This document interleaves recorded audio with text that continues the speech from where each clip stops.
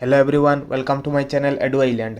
तो इस वीडियो में मैं डिस्कस करूंगा एपीएससी प्रीलिम्स का GS paper 2 that is CSAT का मोस्ट एक्सपेक्टेड क्वेश्चंस के बारे में। जितना भी क्वेश्चन मैं डिस्कस करूंगा ये पूरा previous year pattern based question है। आप लोगों को पूरा समझ में आ जाएगा कि सीसेट का क्वेश्चन पेपर कैसा रहता है एंड आप लोगों को उन सब क्वेश्चन को कैसे सॉल्व करना है। तो ये क्लास 3 है। मैंने ऑलरेडी क्लास 1 एंड 2 कंप्लीट कर लिया है। आप लोगों को डिस्क्रिप्शन में लिंक मिल जाएगा, वहाँ से आप लोग देख सकते हो। तो आप लोग वीडियो को पूरा अच्छे से देखना क्योंकि एक एक चीज़ इंपॉर्टेंट है। कुछ भी मिस करोगे तो नहीं समझ में आएगा। तो चलिए वीडियो की तरफ आगे बढ़ते हैं। तो सबसे पहले यहाँ पर आप लोग जैसे देख रहे हो डायरेक्शन दिया हुआ है। डायरेक्शन में बोला है study the following information carefully and answer the questions given below. तो ये रीजनिंग का पजल का क्वेश्चन है। यहाँ पर आप लोग जैसे देख रहे हो एक पैसेज दिया हुआ है, दैट इज जो डायरेक्शन है वो दिया हुआ है। आप लोगों को इन सब डायरेक्शन को अच्छे से पढ़ के समझना है। देन यहाँ पर जो क्वेश्चन है इन सब क्वेश्चन को आपको सॉल्व करना है। तो यहाँ पर स्पेस नहीं है सॉल्व करने का, तो मैं नेक्स्ट स्लाइड पे जाके सॉल्व करूंगा। तो यहाँ पर जैसे देख रहे हो डायरेक्शन दिया हुआ है, मतलब कि वही क्वेश्चन है। तो मैं इस क्वेश्चन को अच्छे से पढ़ के समझाऊंगा, देन उसके बाद सॉल्व करूंगा। तो सबसे पहले डायरेक्शन में बोल रहा है कि 8 friends that is JKLMQOP and R living in a same building on different floors, that is ground floor is numbered 1, floor above 1 is numbered 2 and so on till topmost floor which is numbered 8। तो यहाँ पर क्या बोला है कि 8 friends है, that is JKLMQOP and R and वो लोग एक बिल्डिंग का डिफरेंट फ्लोर्स में रहते हैं। तो जो बिल्डिंग है उसका जो ग्राउंड फ्लोर है उसका नंबर है 1, ग्राउंड फ्लोर का ऊपर का जो फ्लोर है उसका नंबर है 2, ऐसे ही करके 3 4, देन जो टॉप मोस्ट फ्लोर है उसका नंबर है 8। तो यहाँ पर मैं बिल्डिंग का डिफरेंट फ्लोर्स को ड्रॉ कर लेता हूँ।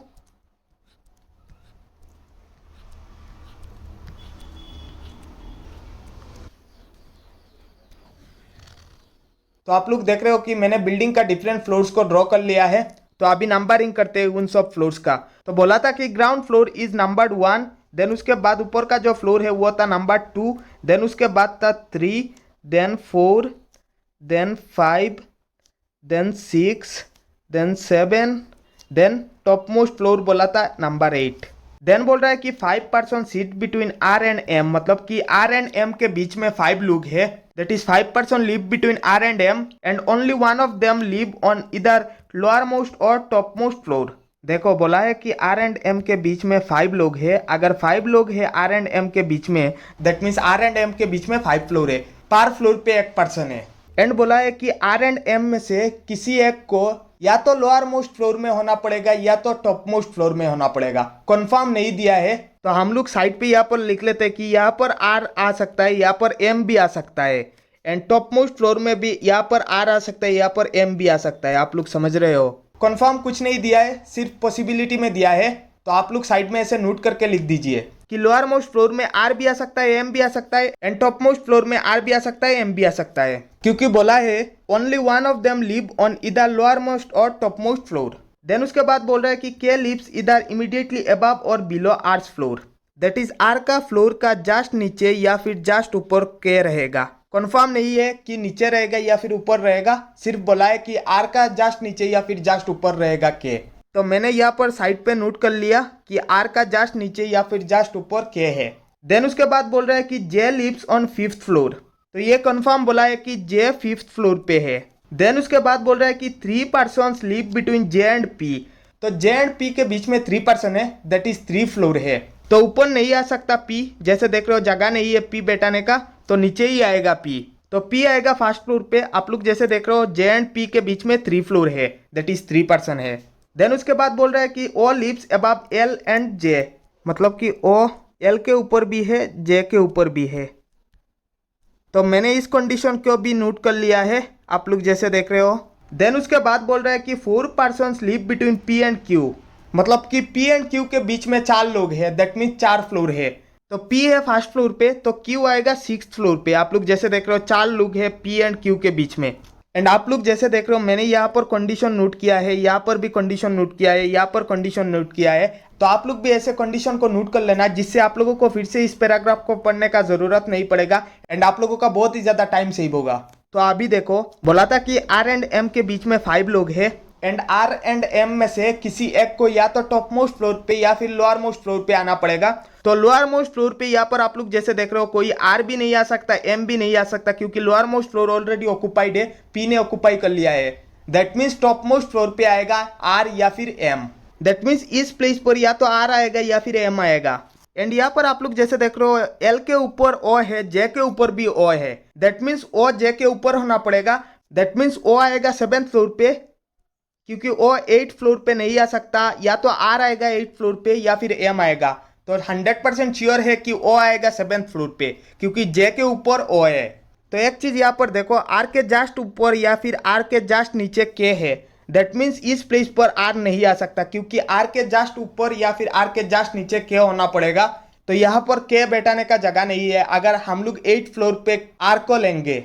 दैट मीन्स 8th फ्लोर पे आएगा एम, कंफर्म हो गया है। एंड बोला था कि आर एंड एम के बीच में 5 पर्सन है, दैट मीन्स आर आएगा 2nd फ्लोर पे। आप लोग जैसे देख रहे हो आर एंड एम के बीच में 5 फ्लोर है, दैट इज 5 पर्सन है। अभी इस कंडीशन को देखो, आर के जस्ट ऊपर या फिर आर के जस्ट नीचे के होना पड़ेगा। तो यहाँ पर आर का जस्ट नीचे का प्लेस ऑलरेडी ऑक्युपाइड है, पी ने ऑक्युपाई कर लिया है। तो आर का जस्ट ऊपर ही आएगा के, दैट इज 3rd फ्लोर पे आएगा के। तो बचा हुआ है सिर्फ एल, एल यहाँ पर आ जाएगा।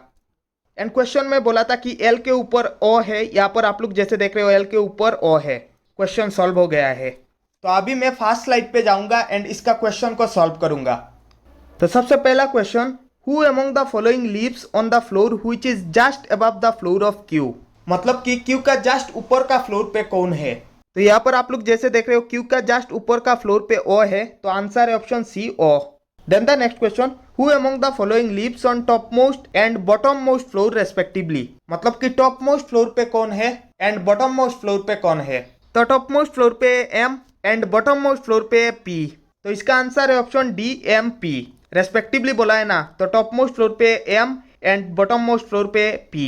Then the next question, how many persons live between the floors on which K and O live, मतलब कि के एंड ओ के बीच में कितना लोग है। तो यहाँ पर आप लोग जैसे देख रहे हो के है यहाँ पर, ओ है यहाँ पर, तो के एंड ओ के बीच में 3 पर्सन है यहाँ पर जैसे देख रहे हो, that is Q J L. तो इसका आंसर है ऑप्शन सी 3।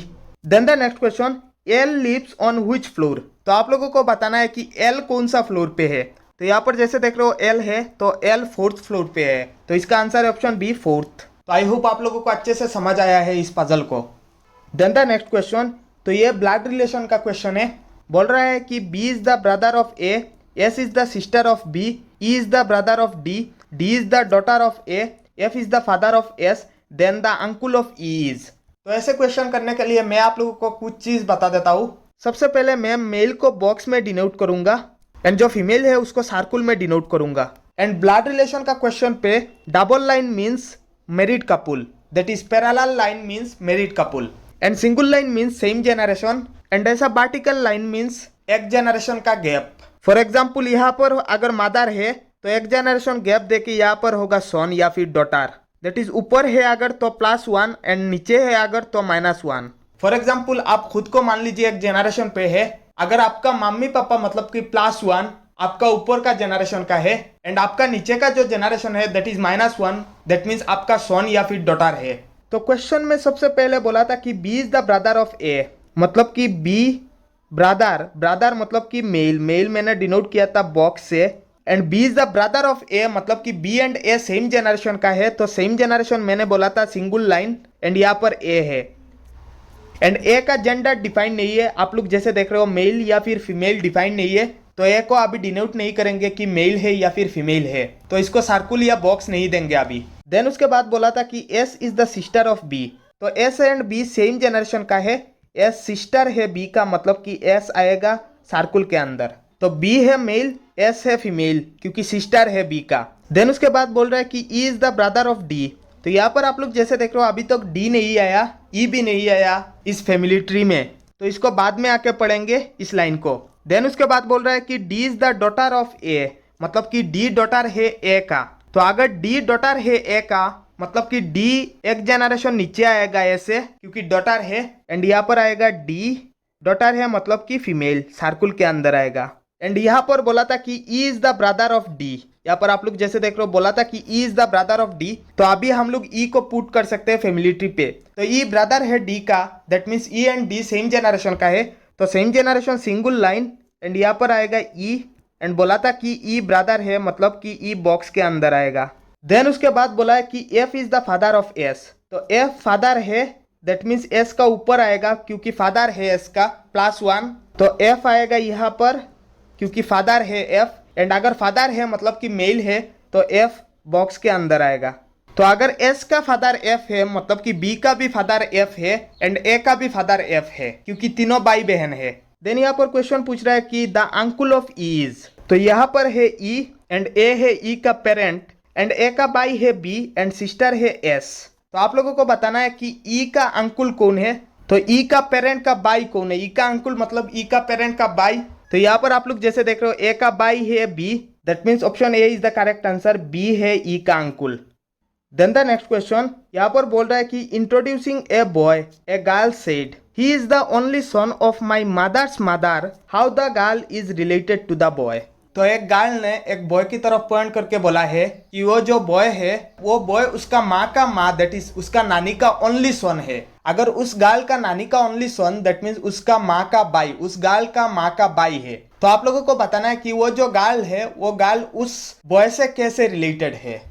तो बोला है कि girl is related to boy, मतलब कि गर्ल बॉय का क्या है, दैट मीन्स वो जो बॉय है वो उसका अंकुल है क्योंकि माँ का भाई है, दैट मीन्स उस गर्ल का अंकुल है एंड गर्ल है उस बॉय का नाइसी। तो आंसर है option C, nicely. Then the next question, तो ये एक मैथ्स का मेंसुरेशन का क्वेश्चन है। तो बोल रहा है कि एक क्यूब है sides that are 4 centimetre each, मतलब कि एक क्यूब है एंड उसका ईच साइड का वैल्यू है 4 सेंटीमीटर। देन बोल रहा है कि and the dimensions of a cuboid are 2 centimetre into 3 centimetre into 4 centimetre, मतलब कि क्यूबॉइड का लेंथ है 2 सेंटीमीटर, ब्रेथ है 3 सेंटीमीटर एंड हाइट है 4 centimetre. Find the positive difference between the volume of the cube and that of the cuboid. तो आप लोगों को इन दोनों का वॉल्यूम का पॉजिटिव डिफरेंस निकालना है। तो क्वेश्चन पे गिवन है कि क्यूब का साइड का वैल्यू है 4 सेंटीमीटर, दैट इज ए मान लीजिए साइड है एक क्यूब का, ए इज इक्वल टू 4 सेंटीमीटर दिया हुआ है एंड क्यूबॉइड का लेंथ दिया हुआ है 2 सेंटीमीटर, ब्रेथ है 3 सेंटीमीटर एंड हाइट है 4 सेंटीमीटर। तो अभी क्वेश्चन में बोला था कि डिफरेंस निकालना है वॉल्यूम का इन दोनों का, that is cube and cuboid का। तो सबसे पहले हम लोगों को क्यूब का वॉल्यूम निकालना पड़ेगा, देन उसके बाद क्यूबॉइड का वॉल्यूम निकालना पड़ेगा। तो क्यूब का वॉल्यूम का फॉर्मूला है side cube that is a cube, तो ए का वैल्यू है 4 दैट इज 4 क्यूब, मतलब कि 64 आंसर 4 क्यूब। तो 64 क्यूब का वॉल्यूम है। Now volume of the cuboid, तो क्यूबॉइड का वॉल्यूम का फॉर्मूला है length into breadth into height, that means 2 into 3 into 4। तो लेंथ है 2, ब्रेथ है 3 एंड हाइट है 4, तो इज इक्वल टू 24। तो 24 है क्यूबॉइड का वॉल्यूम। तो आप लोगों को क्वेश्चन में पूछा था कि पॉजिटिव डिफरेंस निकालना है volume of the cube and that of the cuboid. तो पॉजिटिव डिफरेंस मींस बड़े वैल्यू से छोटे वैल्यू को माइनस करना है, व्हिच इज 64 माइनस 24, क्योंकि ग्रेटर वैल्यू है 64 एंड स्मॉलर वैल्यू है 24, that means 64 minus 24 is equal to 40। तो 40 इज द करेक्ट आंसर, तो ऑप्शन ए 40। आई होप आप लोगों को अच्छे से समझ आया है। And the next question, the average of 5 terms is 40 if the first 4 terms are given as 50, 52, 35 and 46, then find the 5th term. तो ये मैथ्स का एवरेज का क्वेश्चन है। तो बोला है कि 5 टर्म का एवरेज का वैल्यू है 40 एंड 4th टर्म गिवन है दैट इज 50, 52, 35 एंड 46। तो आप लोगों को 5th जो टर्म है उसको निकालना है। तो average means sum of all the given values divided by the number of term, that means 50 plus 52 plus 35 plus 46 plus, तो मैंने यहाँ पर first term, second term, third term, fourth term को लिख लिया है जो क्वेश्चन में गिवन है एंड आप लोगों को 5th टर्म का वैल्यू निकालना है। तो 5th टर्म मान लीजिए x divided by number of terms मतलब 5 टर्म है एंड इसका वैल्यू दिया हुआ है 40, जैसे क्वेश्चन में गिवन है ये 40, द एवरेज ऑफ 5 टर्म्स 40 है। तो अभी इस इक्वेशन को सिंप्लीफाई करते हैं, तो 5 एंड 40 क्रॉस मल्टीप्लाई हो जाएंगे एंड इन लोगों का सम है 183 plus x is equal to 5 into 40 मतलब 200, that means x is equal to 17 is the correct answer. जो 5th टर्म है उसका वैल्यू है 17, तो ऑप्शन सी 17। तो मैंने जितना भी क्वेश्चन डिस्कस किया मुझे लगता है कि आप लोगों को अच्छे से समझ आया है। अगर कुछ भी डाउट है तो आप मुझे कमेंट सेक्शन में पूछ सकते हो एंड अगर आप लोग इन सब क्वेश्चंस का पीडीएफ चाहते हो तो मेरा टेलीग्राम चैनल ज्वाइन कर लेना। एंड आप लोग कमेंट सेक्शन में बताना कि आप लोगों को सीसेट के ऊपर और वीडियो चाहिए या नहीं। अगर वीडियो अच्छा लगा तो प्लीज इस चैनल को सब्सक्राइब करना, साथ में इस वीडियो को लाइक भी कर देना। All the best guys, thank you.